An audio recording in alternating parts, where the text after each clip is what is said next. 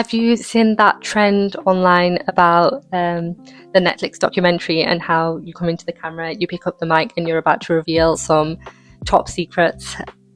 This is what I feel like right now when I'm about to speak about these books.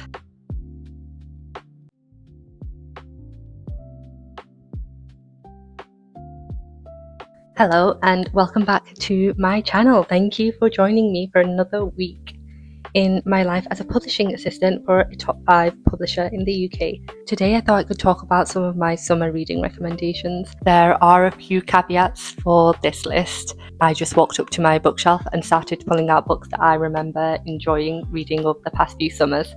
And these are all fiction titles. Non-fiction I might do later on in the summer. I thought a separate video for that one might be a bit more useful. So in this video, these are fiction summer recommendations. The first book that I'd like to recommend for summer reading is Milk Teeth by Jessica Andrews.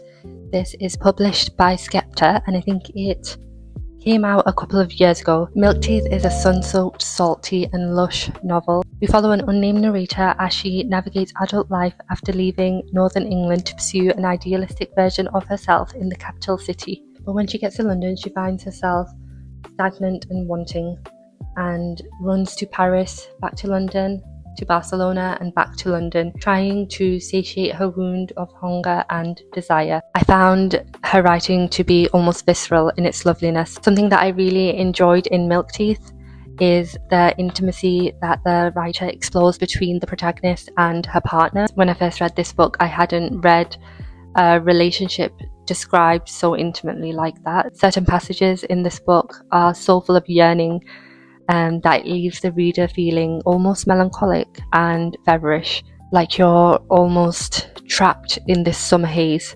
I would definitely recommend Milk Teeth for your reading list this season. Like a summer fruit, like a peach or a plum, this book is so ripe. It's perfect to sink your teeth into. Next up on my list is arguably the only romance novel, The Wedding People by Alison Espach. I read this last summer and I was blown away by how much I actually really enjoyed it. I do think that this is the novel that got me into reading in this genre. We follow a woman called Phoebe who checks herself into a beautiful hotel on Rhode Island. This has been on her dream list to visit and stay there with her husband. But what actually happens is Phoebe goes alone because her and her husband end up separating and getting a divorce during COVID. And instead of shucking oysters and sailing, Phoebe puts on her favourite, most expensive dress and decides that she is going to stay at the most expensive suite. When she arrives at the hotel, she's mistaken for one of the wedding guests because it turns out that the entire place has been booked out by a bride and her wedding party. When the bride finds out that there is an intruder at her wedding party, she's furious. But when she finds out Phoebe's plans, she is livid because you can't possibly do that at her wedding. The attention won't be on her anymore. It's going to be on the dead person. So she does everything in her power to convince Phoebe to live. I thought the writer did such a wonderful job in creating a book that is both funny and heartbreaking. I especially enjoyed the way she explored the connections that we have with strangers and how easily bonds are broken between the people we think that we know, love and trust. If you enjoy a hefty book about love and friendship and dysfunctional families, then you will definitely love this one. This is such a heartwarming, witty, fun book. Despite the heavy topics discussed, I sped through this, I laughed, I didn't cry, but I did feel some certain emotions while reading it, and overall I was just very surprised by how much I enjoyed this reading experience. The City and the House is a brilliant novel by Natalia Ginsberg. Natalia Ginsberg? I say Ginsberg, but it could be Ginsberg. Please correct me if I'm wrong. I adore Natalia's writing. I love her books, and I especially love these editions published by Dawn Books. There's an introduction by Natasha Brown, and then we have some very kind words by Deborah Levy, Rachel Cusk, Alexander Chi, some of my favourite authors, recommending one of my other favourite authors. I wouldn't say that The City and the House is my favourite Ginsberg, but it's definitely a summary one. This book is made up of letters between the main character Giuseppe and his friend's family as he decides to move from Rome to live with his brother in America. This novel is so complex. It's deceptively mundane, but there are a lot of things happening behind the scenes that are revealed through the letters.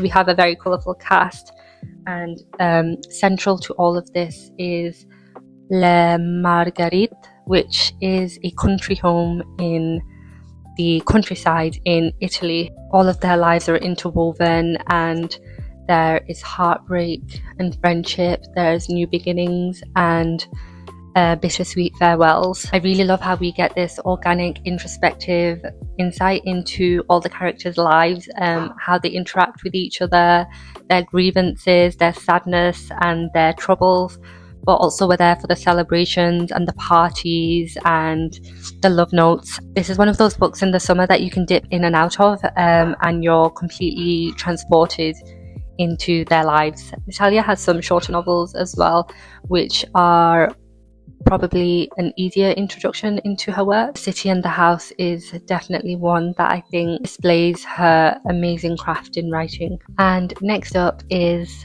one of my favourite classics. This is Emma by Jane Austen. This is my favourite Austen novel. I just love the summery atmosphere. I love the camaraderie between all the characters, and I especially love Emma. She's so witty, she's funny and smart, and even though she makes a lot of mistakes when interfering in the romantic lives of her friends and companions, you know that her heart is in the right place. I just love how contemporary Emma reads. It was so easy to read, so relevant to our times as well. Yeah, Emma by Jane Austen is definitely a summer book, and the film with Anya Taylor-Joy is absolutely stunning as well. So I think you can read this and watch the film straight after. I think you'll be very satisfied. It's just so much fun. Like, I was laughing so much while reading this, and I just cannot recommend this enough. August Blue by Deborah Levy has consistently been one of my top 10 favourite reads since it's been published. I have the American edition. I picked this up when I was in London from, I think it was Judd Books near Bloomsbury. There are just some books that burrow under your skin and refuse to leave.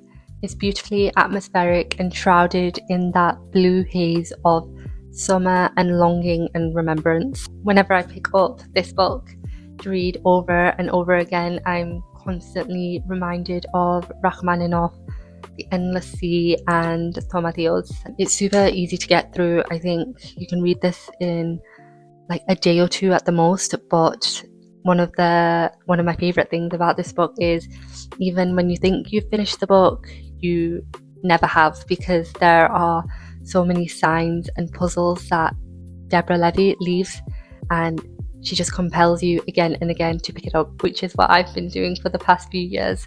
It's just such an enigma. It's got everything that I like in a book. At the height of her career, the piano virtuoso Elsa M. Anderson, former child prodigy, now in her 30s, walks off the stage in Vienna mid-performance. Now she is in Athens, watching an uncannily familiar woman purchase a pair of mechanical dancing horses at a flea market. So I was reading one of Deborah Levy's autobiographical books. It was the one with the red cover. I noticed that so the second book is all about curating your home and having the financial freedom to buy yourself a home and to decorate it for yourself and to have the space to write. I remember reading it, and there was a passage about Deborah herself being at either a thrift store or a flea market and really wanting to buy a pair of mechanical horses that she's seen. And I remember reading that and immediately thinking about August Blue. And I think that's one of the fascinating things about Deborah, about how she interweaves her own life, her own experiences across like many of her books. Obviously, the autobiographical one is very different from a fiction novel, but I just love how she reveals herself in her work and how satisfying it is when you love an author's work, and when you can start to notice certain patterns and certain behaviors in the way they write and the way they create. So I would definitely recommend August Blue. It's just so sultry, it's very sexy, it's very intimate. It's just a very, very lovely book, and I think more people need to read it. I was in London for one of Deborah's events. She did a wonderful evening with London Review Bookshop. It was a brilliant night, and I think that's why I had such a soft spot for this novel. I just feel very emotionally connected to it, and yeah, I can't wait to read it again soon. We have 3 more books to get through. I'm not saying that I have a favourite, but if I had to choose, these 3 would definitely be high up on that list. Next up on the list, we have The Trio by Joanna Hedman. This is another translated fiction. I think this one is translated by Kira Josephson, who is arguably one of my favourite translators working today. The Trio focuses on 3 main characters. We have Thora, August, and Hugo. It's all about their complex relationships with each other, which is a very shorthand way of saying this is a book about a love triangle. I've seen people describe The Trio as the love child of Sally Rooney's Normal People and Brideshead Revisited, which I think is a great copy line. I think in our lives we come across, and we are fortunate enough to read books that speak to us on such a personal and intimate and almost spiritual level, and The Last Supper by Rachel Cusk is one of them. When I think about this book, I have such overwhelming feelings that I can't even begin to describe it. It's a travelogue, memoir, manifesto. There are also some photographs of Rachel's travels through Italy with her husband and children. Photos that she's taken of the scenery, and then we also have images of the art that speaks to her. I just think this book is perfect. I always reach for it. I think it's also one of my most read books. I love the way that Rachel sees the world. I love the way that she challenges the world around her. I like that she strives for a life that is completely her own. Even though she's a mother and a wife, she doesn't make these the defining traits of her character, and really this is a woman who is fueled by her love of the arts. And I just really love this book, and I try to recommend it as much as I can to everyone. Every single time I read it, I learn something new about myself. I learn something new about the way that I want to present myself to the world, and it's just such an incredible tool to have. Pond by Claire Louise Bennett is one for the girls who love solitude, the girls who love the countryside and being melancholic by the sea. It's about how we carve out a space for ourselves in the world. It's about introspection and bugs. It's about crockery and porcelain and lace and conversations that we overhear. It's about life spilling into life and the silence that kind of comforts you and scares you all at the same time.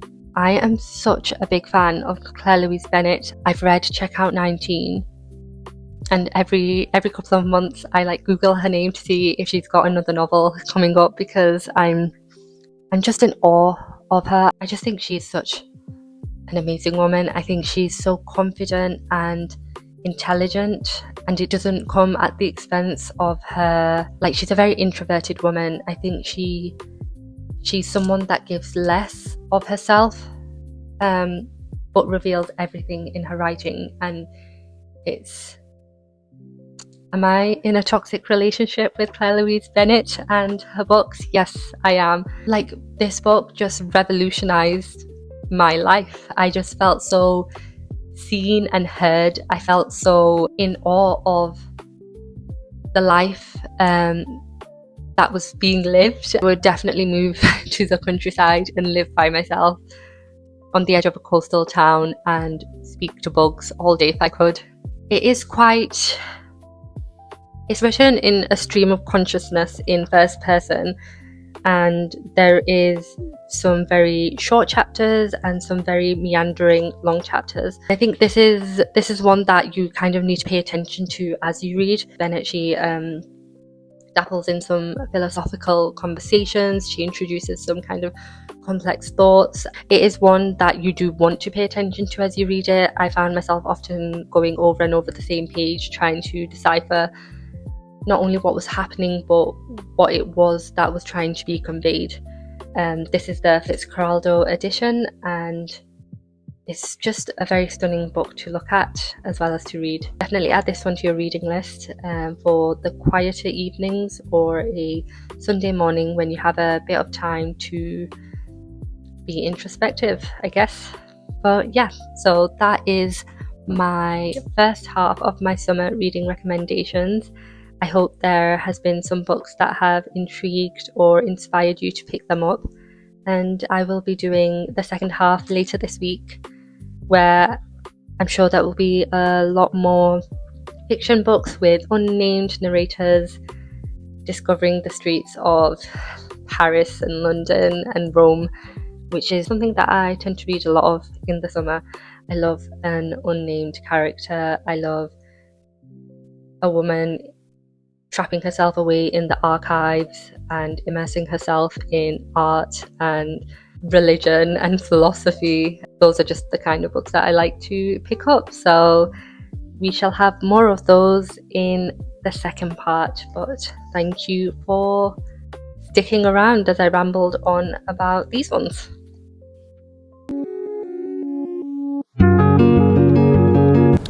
It's the start of a new week and I am in the office. Today we have an author visiting us to sign copies of his book. It's a book that's coming out later in the autumn, so before the book goes to production we're going to have him sign copies. The tip-ins is what we call them, which are just the front pages that are taken out of the book, and when they go to the printer the production team will just slot in that first page that he signed, and then those books will go off to retailers who have specifically ordered the signed copies.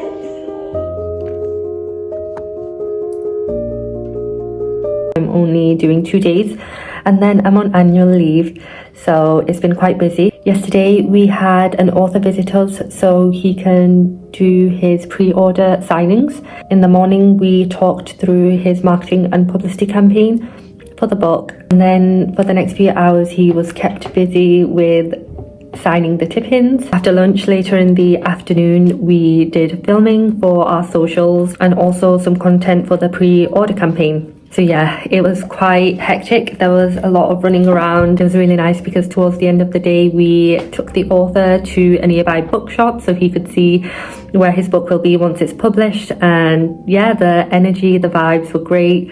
It was just a lot of mishmash of things. Yeah, trying to stay on top of the inbox. That was yesterday, and today I've come into the office to parcel up and send off all those signed tip-ins back to production so they can work their magic. And I'm just doing some campaign roundups and some social media scheduling for the weekend, because my weekend starts after today. I think at lunchtime I'm going to head home and do the rest of my workday from there. I've got a few things to tie up before I'm out of office for the next few days, but yeah, it's been really productive. I think I'm going to focus on getting our newsletter out. Am I going to get all of that done? I am feeling super nervous about the match tonight, as though the manager is going to ring me up and ask me to sub in for Bellingham. Why do I feel nervous? Like, I just have to watch the game. I don't have to actually play. I don't have the nation's dream on my shoulders. I just have a very messy inbox to get through. But yeah, maybe the nervous adrenaline will get me through my workday, but we'll see.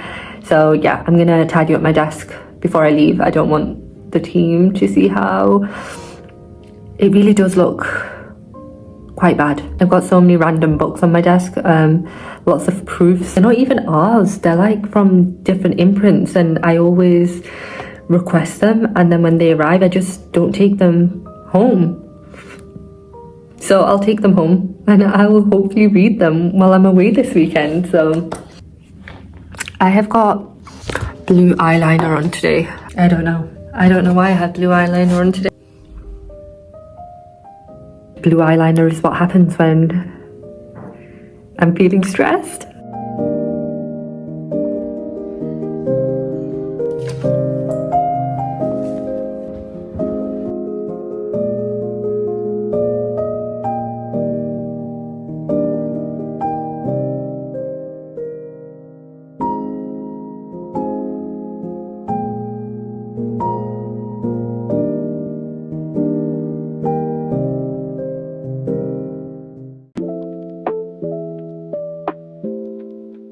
Welcome back to part 2 of my summer reading recommendations, where I talk about some of my favourite fiction books to read during the warmer season.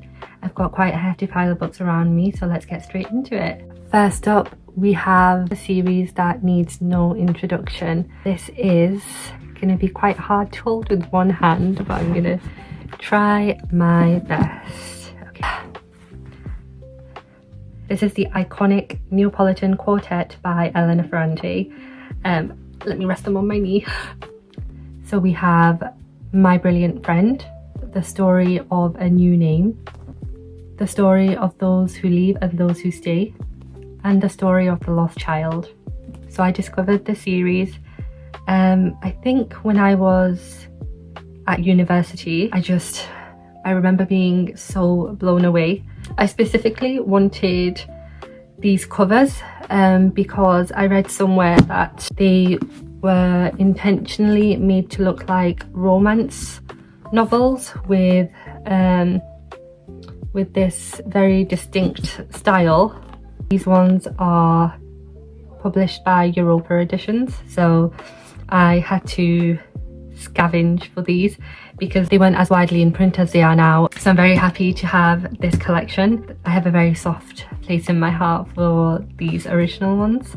So what is there to say that we don't already know about the Neapolitan Quartet? I think it's changed quite a lot of lives. Like, I don't think I have anything new to say. All I can really say is echo what everyone before me has said when talking about these books, which is you just have to read them. I think summer is a great time to settle in with a series of books, and if you haven't already picked your poison for this summer, then you should definitely add these to your list. This series is what I like to call Homer's The Odyssey for the academic girls, and really that's all I can say without launching into a spiel about how these novels have impacted my life. Just pick up the first one and guaranteed you will be in the bookshop the following day buying the entire collection.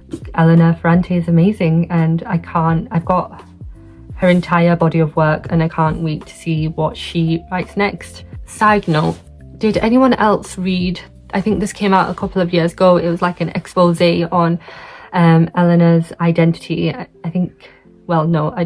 know it was written by a male journalist, and he was convinced that Elena Ferrante is actually a man, because how could a woman write such a perfect novel?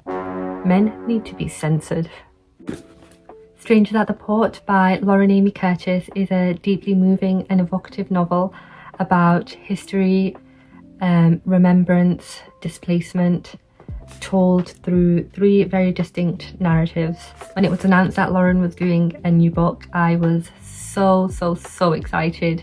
I knew it would be everything that I love in a book. Her first novel, Dolores, I read years and years ago when it first came out, and I loved it so much that I knew that I would love Strangers at the Port just by reading the synopsis. Although this novel is set in the past, there is a dystopian quality to it, which I think comes from the author's ability to incorporate a psychological tension in her writing that is absolutely, utterly captivating. Lauren writes it in a way that's removed from the narrative, like an omnipresent force. The novel begins with the arrival of 12 male prisoners to Mount Fern. The inhabitants of the island, they don't know where these men have come from or why. All they know is that they are frightened and they're suspicious. So these prisoners have been sent to work on the vineyards because Mount Fern is known for its grapes and the harvest of wine. Julia and Giovanna are 2 sisters who live on this island with their mother, and while they too are frightened of the arrival of these men, they are also secretly thrilled because they can enact their own cruel games upon them. It's not soon after that a steam yacht anchors at the port, heralding the arrival of the Archduke, who makes up 1/3 of the narrative. The island that Julia and Giovanna live on is renowned for its wine, and it's fabled for its fertile soil, which produces the most important harvest, the grape harvest, at the end of the summer. But the arrival of these strangers, the prisoners, the Archduke and his ensemble, trigger a fatal change in temperament to not just the inhabitants but also to the land, which causes the vineyards sprawled across Mount Fern to wither, which threatens the harvest and the livelihood of its inhabitants. And when the first failed harvest arrives, it beckons in 5 years of failed harvests, precipitating a mass migration. What I like best about Lauren Amy Curtis's writing is the way that she coaxes her settings into submission. It adds a very dreamlike quality to her novels, very rich and elemental, evoking superstition and folklore. It is a very textured novel, replete with linen and woven baskets and silk scarves.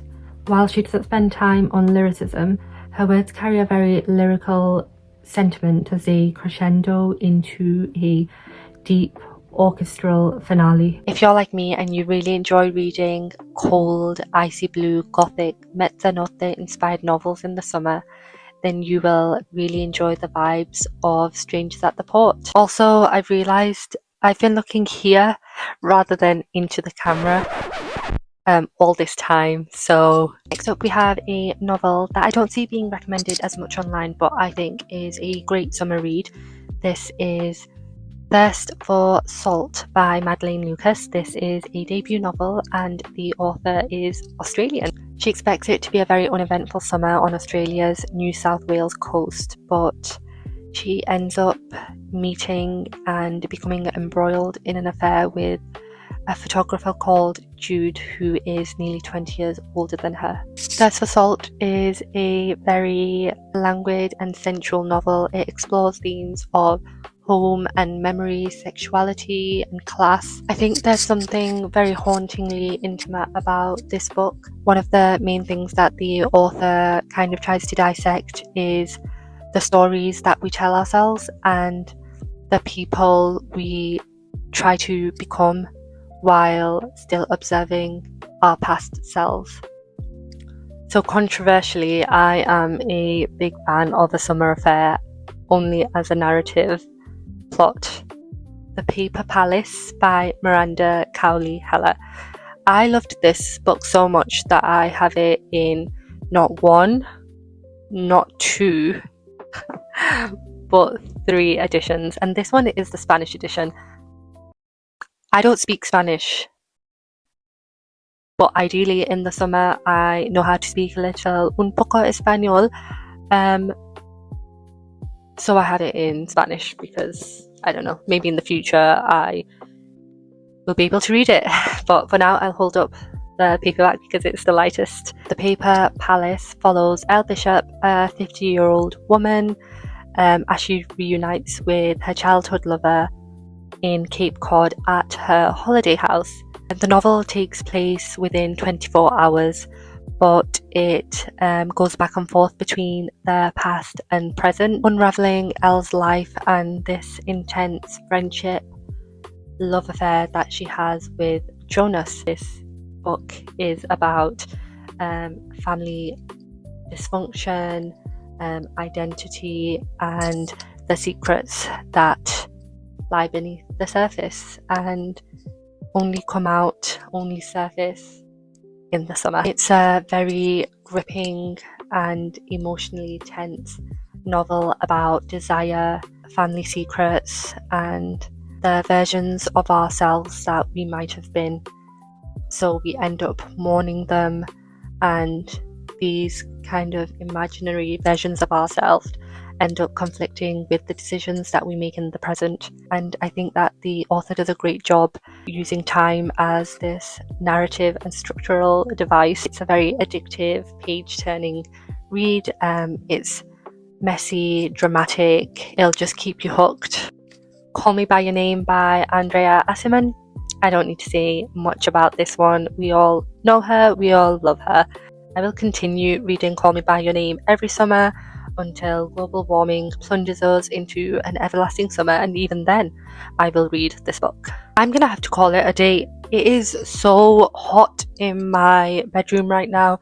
The sun is beating down on me here. I'm wearing all black. I don't know where to look in the camera and I am severely overstimulated. I have 2 more books to talk about. I will speed through them right now. The Hypocrite by Jo Hamya. Perfect novel again, no notes. Complicated father and daughter relationship, generational trauma. What else is there? Artistic appropriation, sexual politics, generational conflict, set between Sicily and London. The father is in a theatre and he's about to watch the debut play of the daughter, Sophia. And then he realizes with horror that it's a reimagining of a summer they spent together in Sicily.